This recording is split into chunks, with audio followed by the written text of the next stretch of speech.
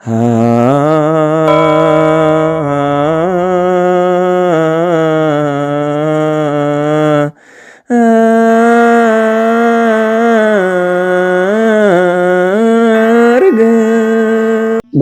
አብ ወወልድ ወመንፈስ ቅዱስ አሃዱ አምላክ አሜን። ኣብ መላእ ዓለም ኮንኩም ነዚ ድምፂ ዝትሰምዑ ነዚ ምስሊ ዝትሪኡ ነዚ መንፈሳዊ ቻነል ሃረገወይን ዩቲዩብ እትከታተሉ ፍጹም ሰላም ናይ ክርስቶስ ኣምላኽና ሰላም ንዓኻትኩም ይኹን። ከመይ ትኾኑ? ከመይ ኣለኹም? አሜን። ቅዱስ ዘለዓለማዊ ሕያው እግዚአብሔር አምላኽና ክሳብ ሰዓት እዚኣ ብህይወትን ጥዕናን ስለዝሓለወና ክብርን ምስጋናን ንልዑል ስሙ ይኹን። ንጽሕተ ንጹሃን ቅድስተ ቅዱሳን ቅድስት ድንግል ማርያም ክብርን ምስጋናን ይብፅሕያ። ብሓፈሻ ኩሎም ህርያን እግዚአብሔር በረኸቶምን ፀገሞምን ኣይፈለየና። ሎሚ ኣዝዩ ብጣዕሚ ደስ ብዘብል ነገር መፅየ ዘለኹ ንሱ ድማ ብዛዕባ መንበረ ሰላማ ኣቦታት ሊቃነ ጳጳሳት ኣብ መንጎ ተፈጢሩ ዝነበረ ዘይምስምማዕ ኣብ ልዕሊ ብፁዕ ኣቡነ ሰላማ ከምኡ ድማ ኣቦታት ሊቃነ ጳጳሳት ኣብ መንጎኦም ተፈጢሩ ዝነበረ ሕጂ ብዕርቂ ፈፂሞም ኣለዉ። እቲ ብሕጊ ንኺድ በቲ ዘውፀናዮ ሕግን ስርዓትን ብኡ ንኺድ ዝብል ዝነበረ ናይ ብፁዕ ኣቡነ ሰላማ ከምኡን ሓደ ክልተን ነገራትን ንዑ ሎሚ ኣሪምና ብስርዓትን ሕግን ክንከይድ ኢና ብምባል ብሓባር ብሓድነት ኮይኖም ብፁዕ ኣቡነ ሰላማ ብዘለዎ ጉባኤ ብምግባር ዕርቂ ፈፂሞም ኣለዉ። እዚ ከዓኒ ንቤተ ክርስቲያንን ንደቂ ቤተ ክርስቲያንን ኣዝዩ ደስ ዘብል ነገር ስለ ዝኾነ እዩ። ኣብ ዝሓለፈ ከም ዝፍለጥ እቲ ነገር ምስ ተፈጥረ መልእኽቲ ኣመሓላሊፈሉ ነይረ። ሕጂ ድማ እዚ ሓጎስ እዚ ደስ ስለ ዝበለኒ መልእኽተይ ከመሓላልፍ ደልየ ማለት እዩ። ከም ዝፍለጥ ብፁዕ ኣቡነ ሰላማን ሊቃነ ጳጳሳትን እቲ ኣብ መንጎኦም ተፈጢሩ ዝነበረ ኣብ ዝሓለፈ ተመልኪትና ኢና። በቲ ክንመራሓሉ ኢልና ፀሓፍናዮ ሕጊ ዘደለናዮ ሕጊ ብኡ ንኸይድ ንምንታይ ኢና ብኡ ዘይንኸይድ ዝብልን ከምኡ ድማ ብፋይናንስ ዝተመልከተ ብደሞዝ ዝተመልከተ እዩ ነይሩ እቲ ኣብ መንጎኦም ተፈጢሩ ዝነበረ ነገር ማለት እዩ። ሕጂ ናብኡ ንምምላስ ኣይኮነ። ሎሚ ግን ኣዝዩ ደስ ዘብል ነገር እዩ ማለት እዩ።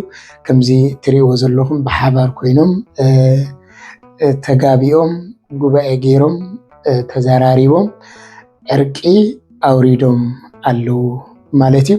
እዚ ቤተክርስቲያን ብጣዕሚ ደስ ዘብል እዩ። እቲ ቅድሚ ሕጂ መልእኽቲ ዘመሓላለፍናዮ እውን ከምዚ ዓይነት ዕርቂ ምግባር እዩ።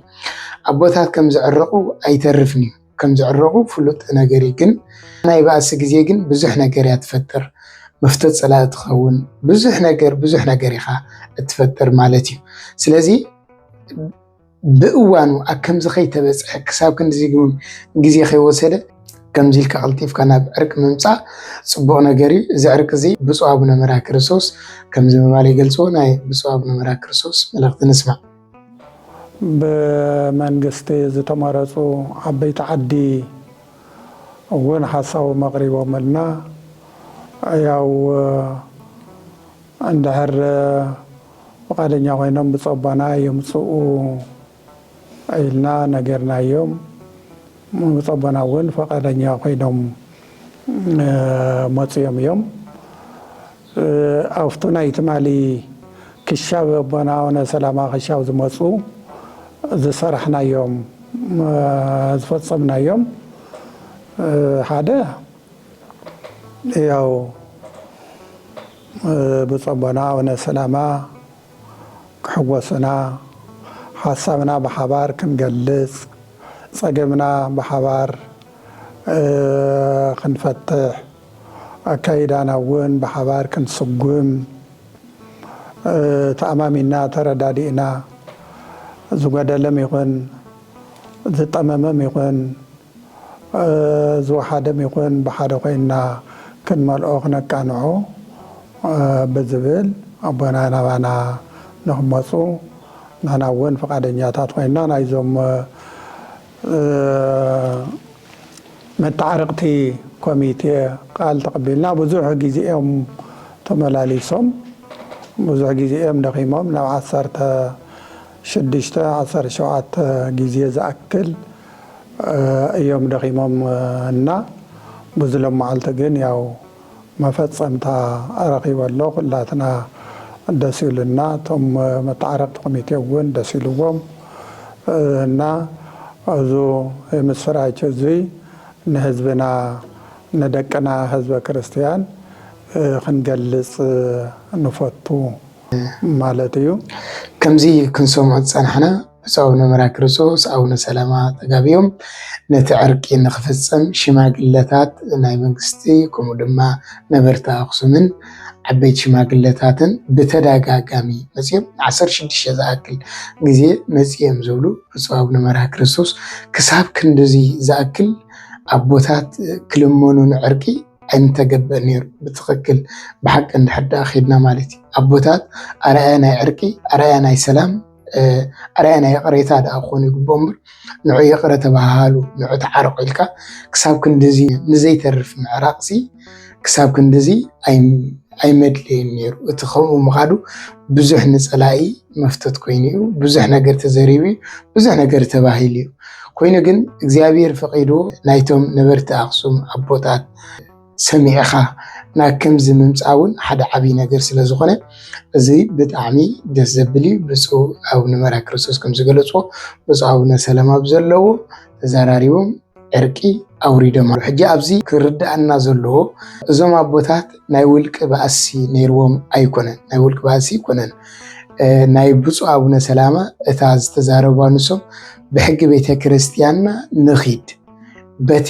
ክንመራሓሊልና ፅሓፍ ናይ ሕጊ ቦ ተመሪሕና ንኺድ እዩ ነይሩ ኣዘራርቦም እቲ ዝበልዎ ከዓ ትኽክል እዩ ነይሩ ቤተ ክርስቲያን ብሕግን ስርዓትን ክትከይድ ኣለዋ ሳላ ንሶም ከምኣ ዝበሉ ኣብ ኣፍታ ሓቂ ሳላ ዝፀንዑ ሎሚ ናብ ሓጊ በቲ ሕጊ ክንከይድ ኢና ትብል ተቢሉ ኣሎ ማለት ስለዚ ሳላ ንሶም ኣፍታ ቃሎም ዝፀንዑ ብሕጊ ክንከይድ ኣለና ሳላ ዝበሉ ንዕኦም ሰዓውን ሓደ ክልተ ቦታት ምስኦም ኮይኖም ሳላ ዝተቐለሱ ምእመናን ሳላ ዝተሓወስዎ እንሆ ሕጂ ዕርቂ ገይሩ በቲ ሕግን ስርዓትን ክንከይድ ኢና ኢሎም ብሙሉእ ተሰማሚዖም ኣለዉ ማለት እዩ ብፁዕ አቡነ ጴጥሮስ ከም ዝምባል ይገልጹ ሰርሕ ካቤርና ከም ንኸይድ ከም ንጓዓዝ ብፁዕ አቡነ ሰላማ እውን ይፍለጦም ነይሩ ንሕና እውን ይፍለጠና ነይሩ እዛ መዓልቲ እዚኣ ዘይተወደአት ነይራ እታ መዓልቲ ተወዲኣ ኣላ ካብ ፅባሕ ጀሚሩ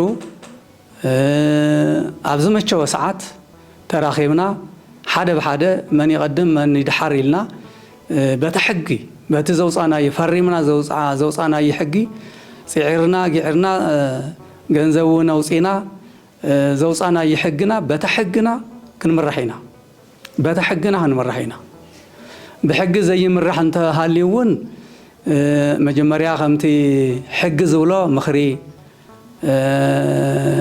ካብኡ ቀደም ሰዓፍ እናሓለና በቲ ሕጊ ዝብሎ ብኡ ክንከይድ ኢና ስለዚ እግረ መንገድና እውን ቃል ንኣቱ ማለት እዩ ብኡ ንክንከይድ እቲ ናይ ስራሕ ምትዕርራይ ተገይሩ ዝኒሄ ናይ ብሓቂ ብጣዕሚ ኣብዚ እዋን እዚ ሰሪሕካ ዘይመስገነሉ ከምዚ ክትሰምዕዎ ፅናኹም ናይ ብፁዕ አቡነ ጴጥሮስ በታ ክንመራሓሊልና ዝኸድናዮ ጉልበት ኣብሲስና ገንዘብ ኣብሲስና ግዜና ኣብሲስና ዝፀሓፍናዮ ዘቐመጥናዮ ሕጊ ብኡ ክንከይድ ኢና ብኡ ኣይከይድኒ ዝብል እኳ እንተደኣ ሃልዩ ልክዕ በቲ ዘቐመጥናዮ ብምኽሪ ብማዕዳ እንድሕር ዳ ተመኺሩ ተማዒዱ ዘይስምዕ ኮይና ብሕግና መሰረት ንውስን ብምባል ሙሉእ ብሙሉእ በቲ ሕጊ ከም ዝኸዱ ካብ ሕጂ እንዳተዘራርቡ ከም ዝኸዱ ብፍቕሪ ከም ዝኸዱ ዝደዋወሉ ብጉባኤ ኣገልግሎቶም ብሙሉእ እንዳተዘራርቡ ከም ዝገብርዎ ገሊፆም ኣለዉ ማለት እዩ እዚ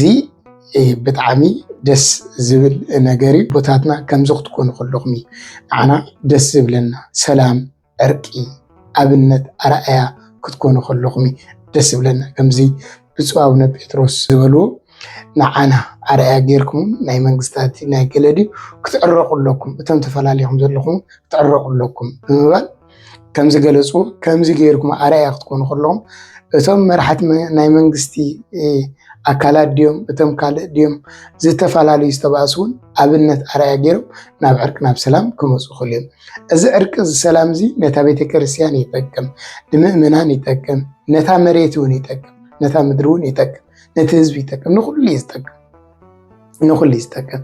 ብፍላይ ድማ ነታ ኣማኒ ሎሚ ዘዕርፈላ ሰላም ዝረኽበላ እታ ቤተክርስትያን ዝፅጉዕኒ ኣለውኒ ተስፋ ዝህቡኒ ኢሉ ዝኣምኑ ኣቦታት እዮም። ኣቦታት ክበኣሱ ክርኢ ከሎ ኣቦታት ከምዚ ኢሎም ነንሕድዮም እንታይ ይበሃል ክኾኑ ክርኢ ከሎ ብጣዕሚ እዩ ዝሓዝን ምእመናን፣ ልቢ ምእመናን ብጣዕሚ ይሓዝን። ስለዚ እዚ ዝገበርኩሞ ብጣዕሚ ኣዝዩ ደስ ዝብል እዩ። ኣዝዩ ደስ ስለ ዝበለኒ ነዛ መልእኽቲ እዚኣ ዘመሓላልፋ ዘለኹም።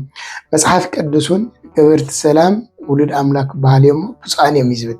ስለዚ ውሉድ ኣምላክ ከም ምዃንና መጠን ናይ ሰላም ኣብነት፣ ናይ ሰላም፣ ናይ ዕርቂ፣ ናይ ሰላም ውሉድ ኣምላክ ከም ምዃንና መጠን ናይ ሰላም፣ ናይ ቅሬታ፣ ናይ ሕድገት ኣብነት ምኽንያታት ክንከውን እዩ ዝግባአና እሞ እዚ ብጣዕሚ ደስ ዘብል እዩ። ብፁዕ ኣቡነ ሰላማ እውን እንኳዕ ደስ በለኩም። ኩሉ ግዜ ኣብ ጎኒ ህዝብኹም፣ ኣብ ጎኒ ሕግን ስርዓትን፣ ኣብ ጎኒ ቤተክርስትያን ጠጠው ምባል ፍርኡ ሰናይ እዩ።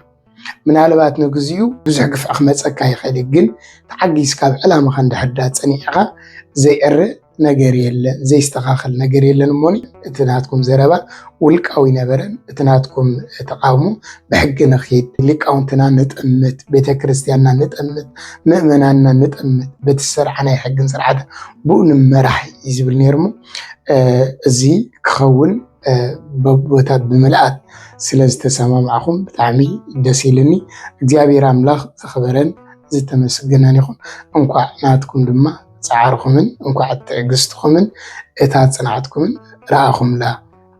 ኣቦታት ድማ ከምዚ ጌርኩም ብሓድነት ብፍቅሪ ክትረኣዩም ከለኹም ነታ ቤተክርስትያን ነታ ምእመናን ብጣዕሚ ደስ ዝብል። ንብሕጂ እውን ሽግር ኣይፍጠርን ማለት ኣይኮነን፣ ዝተፈላለየ ክፈጠር ይኽእል ግን በታ ሕግን ስርዓትን ተኸድካ ግን ንሳ ስለ ትቐይደካ እኳት ሽግር ተተፈጥረ በታ ሕጊ ምፍታሕ እቲ ሓደ ሚድያ ብውልቁ መፅኡ ዘይኮነ እቲ ሓደ ብውልቁ መፅኡ ዘይኮነ ተዘራሪብኩም ጉባኤ ገይርኩም በታ ሕጊ ዘቐመጥኩማ ብኣኣ ውሳነ ክትህቡ ዝተጋገየ እንድሕር ዳ ሃልዩ ካብ ስርዓት ዝወፀ እንድሕር ዳ ሃልዩ ብኣ ናብ ስርዓት ክትመልስዎ ብኣ ክትእርሙ ብኣ ውሳነ ክትህብዎ እንድሕር ዳ ክኢልኩም ብዙሕ ዝፍጠር ሽግር የለን። ሕጊ ንኩሉ ዝቐይድ ንኩሉ ዘፋቅር ስለዝኾነ ንቤተክርስትያን ልዕል ዘብል ስለዝኾነ ንቤተክርስትያን ዝኽብር ስለዝኾነ ኩሉ ግዜ ቤተክርስትያን ብሕግን ስርዓትን ክትከይድ እቲ ዝዓበየ ነገር ክቡራት ኣቦታት ነዚ ኩላትና እንኳዕ ደስ በለና። እግዚአብሔር ኣምላኽ ይመስገን። ብጣዕሚ ደስ ኢልኒ፣ ደስ ስለ ዝበለኒ ነዛ መልእኽቲ እዚኣ ዘመሓላልፋ ዘለኹም ሞኒ ንብሕጂ ተስፋ ይገብር ሙሉእ ሰላም ሙሉእ ዕርቂ ኮይኑ ኣበርቲዖም ነቲ ህዝቢ ካብዚ ዝንፀላሉ ዘሎ ዝበሃል ዘሎ ናይ ኩናት ተስፋ ናይ ምቁራፅ ናይ ጭንቀት ወፂኡ ናብ እምነቱ ናብ እግዚአብሔር ክፅጋዕ ኣብ እግዚአብሔር ተስፋ ክገብር ቃል እግዚአብሔር ንኽመሃር ንኽምገብ ቃል እግዚአብሔር ንኽመገብ ተስፋ ንኽሰንቕ በቃል እግዚአብሔር ኣብ ገጠርን ኣብ ከተማን እንዳኸድኩም ሰቦታት ካህናት ምስ ሊቃውንት እንዳተራኸብኩም ብሕብረትን ብሓድነትን ኣበርቲዖም ንህዝቢ እንታይ ይበሃል ክትገብሩ ተስፋ እዩ። ምክንያቱ ኣባኹም ብዙሕ ተስፋ ስለ ዝግበር ብዙሕ ራእይ ስለ ዝግበር ኣባኹም ብዙሕ ተስፋ ስለ ዘሎ ብዙሕ ራእይ ስለ ዘሎ ነቲ ኣባኹም ዝግበር ተስፋ ከዓኒ ነቲ ኣባኹም ዝግበር ተስፋ ከዓኒ ኣብ መፈፀምቱ ከተብፅሕዎ ኣበርቲዕኹም ክትሰርዑ እግዚአብሔር ኣቦታትና ከምቲ ብፀሎት ዘኩርና ዝበልኩም ህዝቢ እውን ብምሉእ ኣብ ጎንኹም ኮይኑ እንድሕር ዳ ንስኹም ንዕኡ ዝሓሊ ንዕኡ ዝድግፍ ንዕኡ ዝጠቅም ነገር ንነፍሱ ዘድሕን ነገር ትገብሩ እንድሕር ዳ ሃልዮም እቲ ህዝቡ ኣብ ጎንኹም ብፀሎት ብሓሳብ ብኩሉ ነገር ዘይኮነሉ ምክንያት የለን እሞኒ እግዚአብሔር እውን ከም ዝረዳእኩም ከም ዝደግፈኩም ሙሉእ እምነቲ ዘለኒ።